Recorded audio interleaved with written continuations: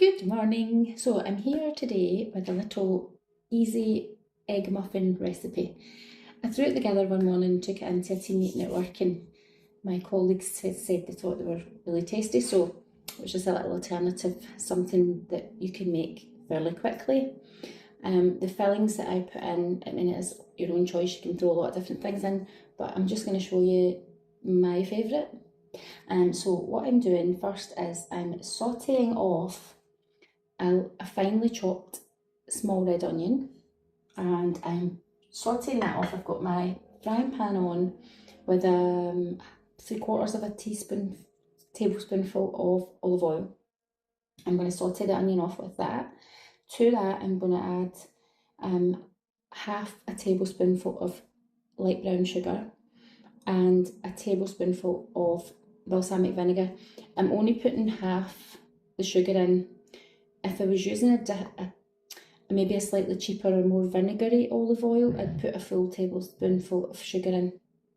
But this particular one I'm using is it's not a balsamic reduction, but it is quite a thick syrupy one, so there is a sweetness to it, so there's a bit more sugar in. So I'm just going to use half the sugar and 1 tablespoon of that. So I'm going to get that on the go, and then once the onions are sauteed off, you just like simmer them off and let the onions caramelise. It would take about 15 minutes, and then just leave them to cool slightly before you add them to the egg mixture. So I'll get those on the go, and then we'll show you what's next. So onions on the go here, just coating them in the oil.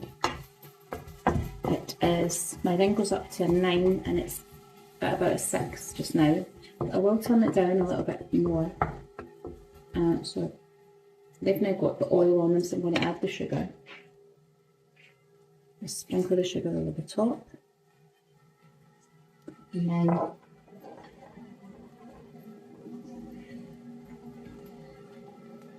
tablespoon of the balsamic vinegar. As you'll see in a second, it's quite a thick syrupy one. You can use any kind of vinegar. You could use a white wine vinegar or a cider vinegar. I would say if you're not using balsamic, a white wine vinegar would probably be better, and just increase the sugar a little bit. You're caramelising these down. So that's the balsamic vinegar and the sugar incorporated, and that's kind of, I would say, quite a fast fry. So I'm going to just turn this down to it's like lightly frying, like a sort of simmer-ish. Just turn it down and just let these simmer down, and you don't really need to do anything to them, stir them, nothing, you just leave them until they're nice and caramelised, and that usually takes around 10 to 15 minutes. So I'm just watching the clock, it's at the 1/4, so I'll just keep an eye on that. I'll just leave that to simmer. Just leave that to simmer, sizzle, and then I'll show you. Let me take you with me. Yeah. So I would say it could even go slightly lower than that. So that's to 4. There. And that'll just fry a little bit softer. Like that. It's a bubbling fry. And we'll just leave that simmering away until those are nice and caramelised. I'll sort of randomly give them a little bit of a stir. And then on to the next part. Right, so by the magic of my pause button, it's 15 minutes later. The onions took 10 minutes. I give them an intermittent little stir once, and that was it. So they've come out the oven, come off the ring. 10 minutes they took, so they're still slightly warm, so I'm just leaving them to cool. The fillings, so I have a muffin tray with my little muffin cups in. I'm not sure exactly how many it'll make. I've got 12 ready. We'll see how much it fills. Oven preset to 180 fan, and through my mixture I have 6 eggs in here and roughly 50 ml of milk, maybe a couple of tablespoons of milk. Mix that in together, mix that up. Put it in a jug because it's easier when it comes out. So this is getting mixed up. And in that, I'm going to add, I have half a teaspoon of garlic powder, half a teaspoon of onion powder, a 1/4 teaspoon of black pepper, and a 1/4 teaspoon of salt. And I'm just going to tip that in. Now, I'm doing 2 flavours of muffins, but that will be the base for both flavours. And this is why I'm doing this separately. So I'm going to do half of them with the balsamic vinegar, caramelised red onion and feta. So I put roughly 100 grams, 90 or 100 grams of feta, and I've just cut that up into small cubes. So one lot will be onion and feta, and the next lot will be cheddar cheese and ham. I've got about 35 grams of just a packet ham. It's a kind of smoked ham that you would put in a sandwich. I've cut that up into little bits, and about 50 grams of grated cheddar. I'll look at it in a minute. I'm going to do the feta and onion ones first. So I'll just try and use like half of this for each one. Just doing it this way saves you mixing up 2 lots of mixture, dirtying 2 jugs or whatever. So I'm going to pour a little bit of the egg mixture in the bottom of each, then put the filling in, and then put a little bit more egg mixture on it. Excuse the noise, bang bang. So yeah, so this, just a little, just pour it in, so a little drip in there, a little drip in each one. I think we'll see if I run out, I might have to add more eggs. Now the reason I'm doing these is I got loads of eggs with a yellow label. We like a yellow label in this house, we do. So just a way of using them up. I might need to switch up another couple of eggs. Right, so, and then I'm just going to put a little pinch of the onions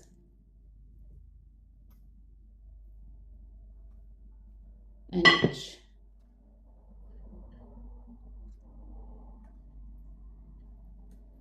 Could actually have done all the egg in and threw the onions in the top because it's quite heavy, they would sink to the bottom anyway. So I'm going to do, I would say half. And yeah, I only need half of this. So thinking back, first time I made these, I made 12 and 12. So I've got double the filling that I need. I think it's nice to have variety, so I'll just use half of each of the mixture and put the other half in the fridge. We could always make more tomorrow.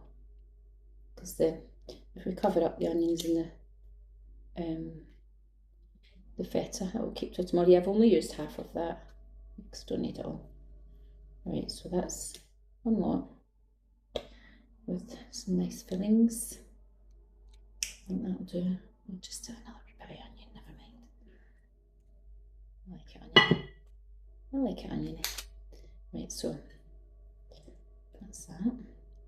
And then to the other lot, pinch of cheddar, and I'll probably need half of that as well. A pinch of cheddar, and the other lot,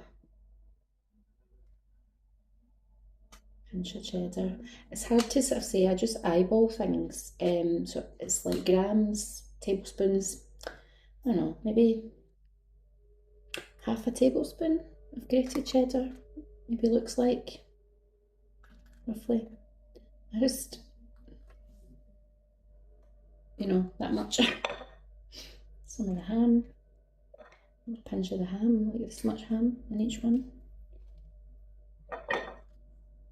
So you could do them separately and mix your ingredients through your full egg mix.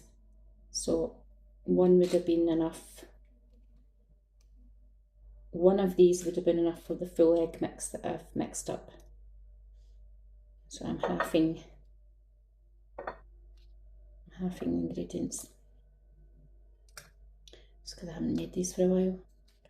A little while back. And I say I might have to switch up another couple of eggs in there just to make it to, I'll just do that now. So rewind, it's 8 eggs. I'm going to crack another couple of eggs in there because I don't think that's going to be enough.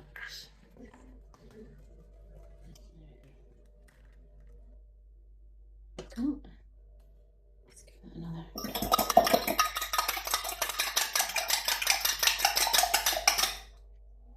Right, and I'll top it with the egg.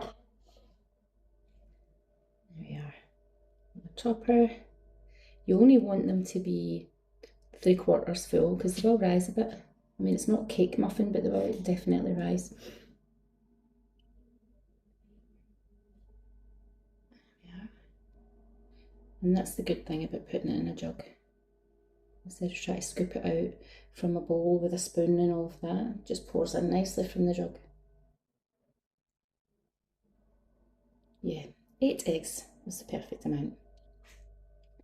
And these are all, I would say, 3/4 full, which I'm not going to show and tip it all out.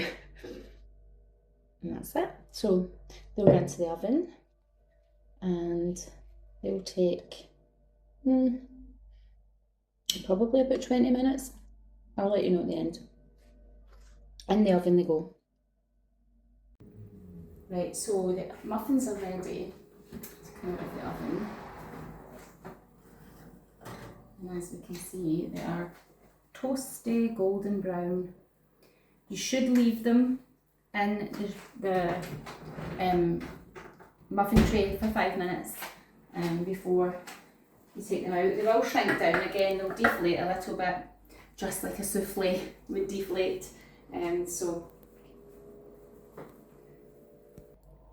So there they are, golden, toasty, lovely, delicious muffins. Now they've all risen at different heights and whatever because it wasn't an exactly complete measured science of how many mils of each bit of the egg mixture went in, but it doesn't matter, there's nothing perfect. So you should let them cool in the tin for 5 minutes before you take them out. They have shrunk down a little bit, they've deflated a little bit, but that's okay. They come out really puffy like a big souffle and then they sort of collapse a little bit. But the proof of the pudding is in the eating. So we'll see what they taste like. So back again, got one of each. Let's see, I don't know if it's been long enough to actually take them out okay, so this one's the cheese and ham. Has it been long enough to peel it out of its thing? You really, yeah, it'll all stick probably, but I'm too impatient to let it cool more.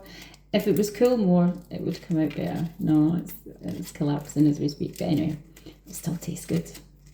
Collapsed, but tasty. Eat it out the bag. Oh, yeah, a lot of it is stuck. A lot of it's stuck to the muffin cup. No, I'll just eat it out of there later.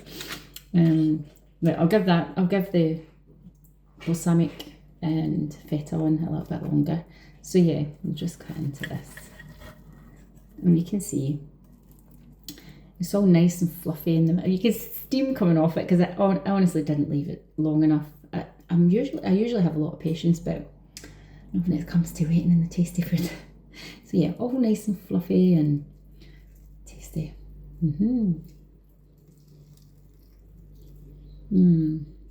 Yeah. It's really fluffy and full of flavour. Gorgeous. And it's got a little slight crispiness to the top. It's just gorgeous. Yum yum. Yeah, it's a win. It's a win for me. And the cheese and ham's lovely. And that little bit of garlickiness and onion coming through. And again, I'm being too impatient, but if I'd let them cool down a little bit more, they'd come out the muffin cup easier. You could also put them straight into muffin tins that you've lightly oiled. That would probably be better than what I'm doing here. And a lightly greased muffin tin. Again, half of this is stuck. to the cup because I'm too impatient. We'll have an upside down one. Again, golden toasty on the top. All nice and fluffy, and they did rise really well. And yeah, I think for future reference though, I put the egg mixture in and put the onion on the top last, because the onion's heavy. It does sink down to the bottom, as you can see. It won't take away from my enjoyment of eating it, I have to say. So, cheers. Again. Fluffy, flavoursome. It's a really nice alternative to egg and toast. Just something different. They're really nice. I don't know what one's my favourite. The saltiness of the feta goes really nice with the caramelised onion. And then cheese and ham just as a good mix anyway. You could also put things like leftover vegetables that you've had from your dinner, like a bit of broccoli, a bit of whatever.